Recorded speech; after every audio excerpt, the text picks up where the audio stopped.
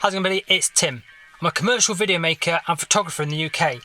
I've just got back from a client meeting.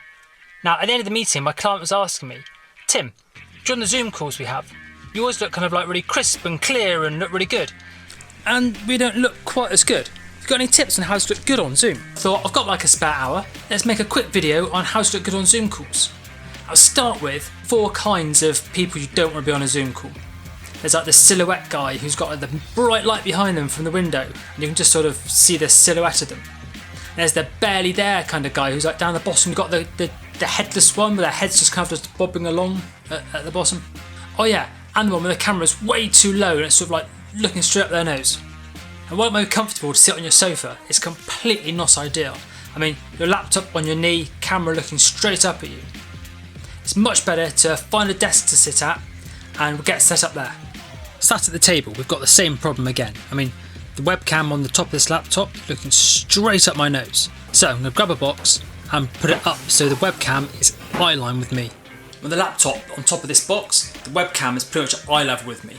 So it's going to have a much better image, it's much more flattering and it's a bit more like you're sat across the desk chatting to someone. Awesome. Now there's a few things we can do once we've got this sort of set up right. I mean, one thing is look in the background and go, is our background good? I mean here, I like this background, it's kind of simple and it's got some details without being distracting. Even better would be if we had like a room or an expanse behind us to give some depth. But for the average Zoom call, I mean, it's probably not that important. But even better again, if I could have the window in front of me lighting me, like even light. But I mean, I can't be bothered to move my table.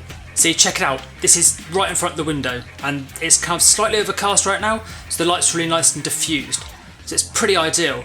But one, I'm not moving my furniture around just to have a seat in front of a window. And 2, a lot of people watching this probably don't have windows they can sit at either. So we'll carry on, we'll add some artificial light and do some other things to make it work. So right, let's get back to it. If you're just setting up and trying these things for the first time, let's try a household lamp and see if we can fill in this side where it's a bit shadowy. Right, I've nabbed a lamp from the living room so we can pop it on.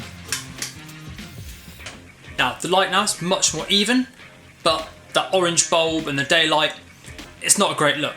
Try this. Putting the lamp more central has softened the contrast between the bright orange and the daylight. I mean, as a sort of beginner, intermediate level, that's pretty cool. So the light's changed a fair bit since I was going to grab this light bulb. I want to put a daylight bulb in the lamp just to give an idea of actually getting that yellow sort of tint. You've got natural daylight from one side and you've got your daylight bulb in the other. Completely worth like £6 investment on a lamp. Right, next thing. If you want to invest in some kit to make things a bit better for a small budget, you could try like a cheap ring light like this. And this one's like £9–10. It goes around the lens of your camera, or you could prop it up on top of your laptop or on a stand or on some books to one side. It just gives you a nice even light. Ring of LEDs in a little frame, and just gives you a super nice, super balanced light so people can see you, which is kind of cool. And another thing to invest in is potentially a better webcam. I mean, the webcams in these laptops, I mean, they're tiny, the microphones are tiny, the quality's just not that great. So, I've got a couple knocking around, we grab what I've got, we can test them and see if they're any better. This is a Microsoft LifeCam that I've found in a drawer. I'll put a link down below if it's still a thing, in case you like it. This is the Microsoft HD LifeCam. I've got the extra daylight bulb up here to try and balance out the light, make it look as good as it can. I guess I'll find out in post how good the audio is. And then let's try a professional level webcam. And this is the Osdom. There's the LG 1080 webcam that people rave about, a lot of streamers use for Twitch. But since lockdown, you can't get them. And if you can, they're like £300, which is crazy. This one's about £60 to £100.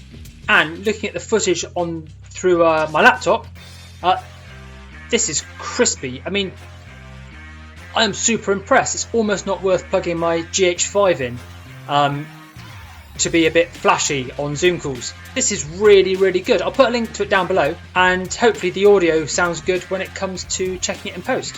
Hope you liked the video. If you did, give me a like, because without it, how am I supposed to know if you liked it?